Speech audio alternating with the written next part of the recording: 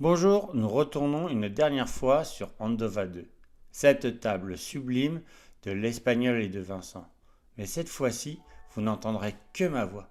Je vous présenterai tous les kits de décor Game Workshop qui composent cette table et leur localisation, les points forts de cette table et les points discutables, car il y en a un peu, et les solutions techniques plus ou moins cachées qui composent cette table. Cette table qui fait 1,20 m sur 2,10 m, 180 plus 30 cm avec un tapis en néoprène. Donc la montagne est dans le vide, car nous ne voyons pas de coupure du tapis. Et voilà le premier kit, une plateforme. Donc où peuvent-elles se trouver? Voilà, je vous les ai montrés en numéro. Là j'ai fait un petit zoom sur la partie 2, donc que nous allons voir de suite. Et puis maintenant on va passer au deuxième kit qui est le Habitat Bunker. Donc là il y en a 3. Et les voilà, en 1 et en 2. Et le troisième. Donc là vous aurez les 3 d'un coup. Voilà. Bon bah je vais me taire un peu parce que bon, je vais vous laisser chercher et vous donner des avis que quand c'est pertinent. Bonne recherche.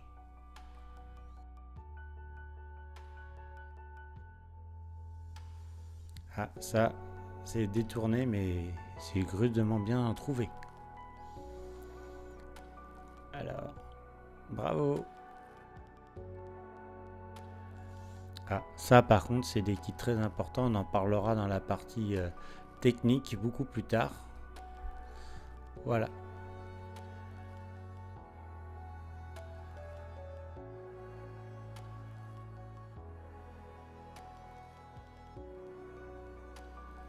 Donc là je ne sais pas si c'est l'arrivée ou la sortie du produit, mais c'est dommage que ça descende sous terre.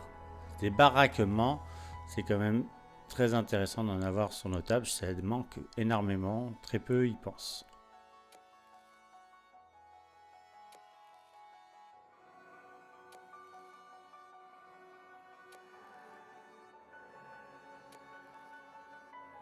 Et là, le kit le plus connu, le conteneur, très important.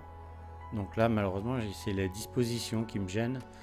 Le 1, le 2, le 3, le 4, c'est très difficile à le déposer avec un Fenwick. Généralement, on le prend sur la largeur pour limiter le bras de levier. Donc évidemment, le 11, c'est pareil. Et alors ceux-là, je ne vous en parle pas. Ils ne sont accessibles que par l'extérieur de la table. Ce qui est un peu dommage, tout comme ces deux qui sont ici. En plus, le mieux aurait été d'avoir accès aux conteneurs qui contiennent des marchandises. Pour les fluides, on aurait pu descendre un petit tuyau. Donc là, on passe au kit Mechanicus et surtout décors de raffinerie qui sont très performants, je trouve très jolis. Et donc je vais certainement copier la disposition. Donc là, nous avons vu deux kits identiques mis en parallèle qui permettent de faire 2 fois plus. Donc là, le kit thermique plasma régulateur qui permet de réguler le plasma.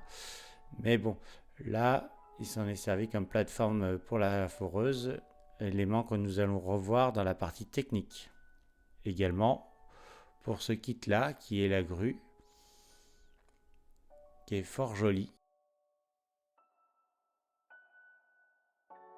Et là, nous avons un vieux kit du Assaut Planétaire, une plateforme Harris, qui se trouve ici.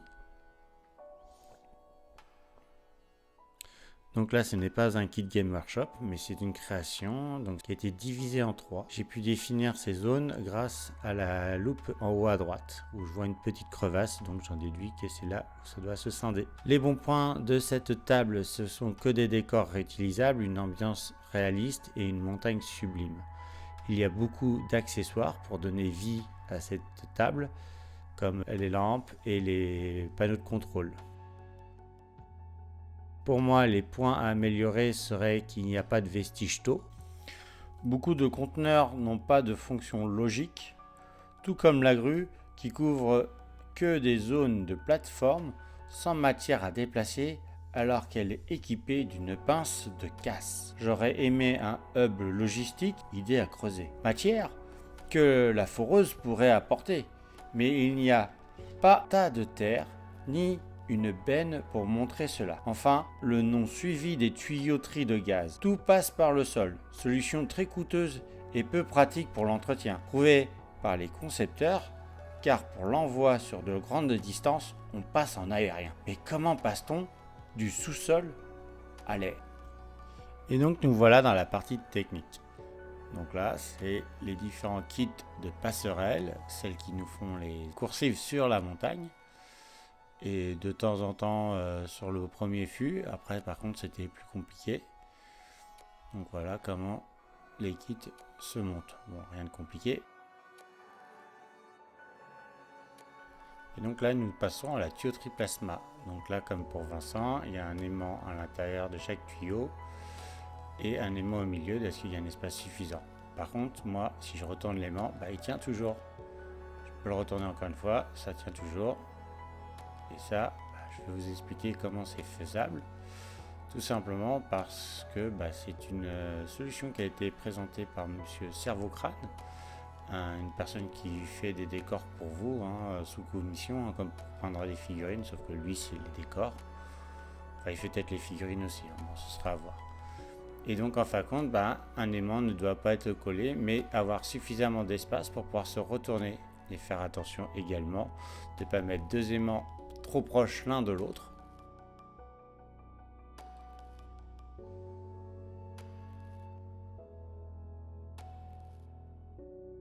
Donc là, si vous regardez, en fin de compte, c'est quand ces deux tuyaux qui sont collés côte à côte, et en fin de compte, vous avez un espace vide entre les deux. Et c'est là où les forces de votre aimant ne tiennent plus. C'est pour ça que je suis plutôt parti sur des tuyauteries PVC comme celle-ci. Donc là, c'est du tuburo de 16. C'est de la gaine électrique, tout simplement. Je préférais les positions horizontales pour les tuyaux pour pouvoir y mettre une passerelle par-dessus, qui est très pratique, et de pouvoir l'orienter comme j'avais besoin. L'avantage aussi qu'a cette tuyauterie, donc là, si j'avais envie, j'aurais pu essayer avec les kits Game Workshop. Sauf que les kits Game Workshop, j'en ai pas 36 000 et je n'ai pas les moyens de me payer 10 mètres de tuyauterie. Donc éventuellement, j'ai une possibilité, c'est de dévider les tuyauteries PVC, enfin Game Workshop, pour y passer une tuyauterie gaine électrique à l'intérieur. Donc là, si j'enlève les opercules, je pourrais éventuellement glisser mon tuyau PVC à l'intérieur. Parce que c'est très intéressant d'avoir un tuyau creux, tout simplement, pour pouvoir y faire passer de la vapeur, éventuellement de l'électricité, de l'eau. Donc ça pourrait apporter un gros plus à tous nos décors, de mettre un peu plus de dynamisme. Donc le seul problème, c'est que le tuyau de 16, ça ne va pas. Il faudrait un tuyau de 15. Par contre, ce que on peut faire aussi, c'est que moi j'ai pris des aimants de 10 qui sont un peu légers. Si on prend des aimants de 12 ou de 16, ça pourrait peut-être éventuellement aller. Là, il y a une deuxième solution beaucoup moins coûteuse, c'est la pâte à fixe, tout simplement. Donc c'est moins garanti, mais ça fonctionne très bien. Il suffit de mettre suffisamment, et l'avantage c'est que ça se fixe n'importe où, vous voyez, quelle que soit l'épaisseur de l'objet. Là, il n'y a pas de souci, du moment qu'il y a un peu d'aspérité, ça tient.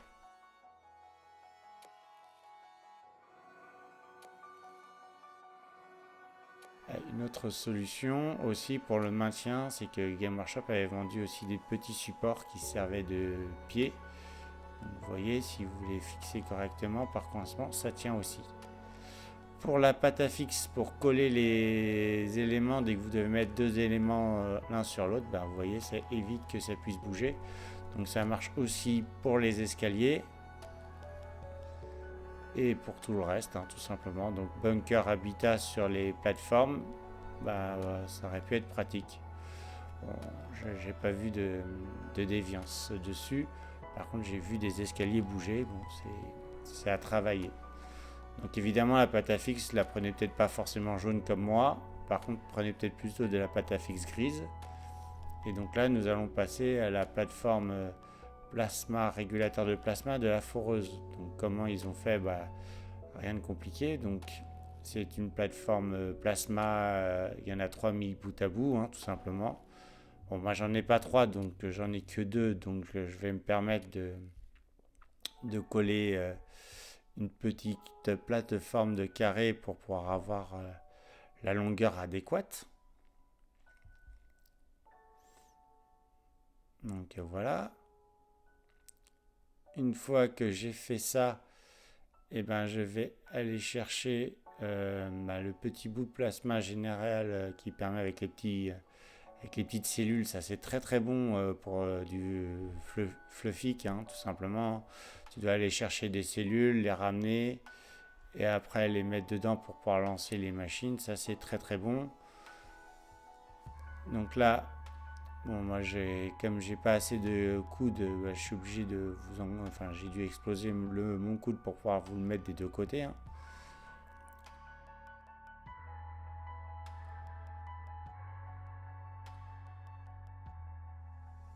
Ensuite, il a coupé les deux parties supérieures et il y a inséré les tuyauteries plasma et avec un petit peu de